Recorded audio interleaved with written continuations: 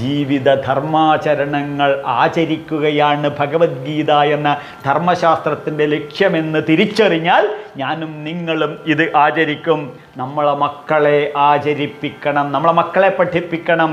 കാരണം അവരെ ഇത് പഠിപ്പിച്ചു കഴിഞ്ഞാൽ അവരുടെ ലക്ഷ്യം എന്താണെന്ന് കൃത്യമായും വ്യക്തമായും അവർക്ക് തെളിഞ്ഞു വരും. അപ്പോൾ പഠിക്കേണ്ട കുട്ടികൾ പഠിക്കും, എല്ലാത്തിലും A+ വാങ്ങിക്കേണ്ട കുട്ടികൾ A+ വാങ്ങിക്കണ്ടും, എഞ്ചിനീയറിംഗ് പഠിക്കേണ്ട കുട്ടികൾ എഞ്ചിനീയറിംഗ് പഠിക്കും, MBBS പഠിക്കേണ്ട കുട്ടികൾ MBBS പഠിക്കും, ശാസ്ത്രജ്ഞരാവേണ്ട കുട്ടികൾ ആ രീതിയിൽ പഠിക്കും, എയറോനോട്ടിക്കൽ എഞ്ചിനീയർ ആവേണ്ടത് ആ രീതിയിൽ പഠിക്കും, കാർഷിക വിദഗ്ധരാകേണ്ടത് ആ രീതിയിൽ പഠിക്കും.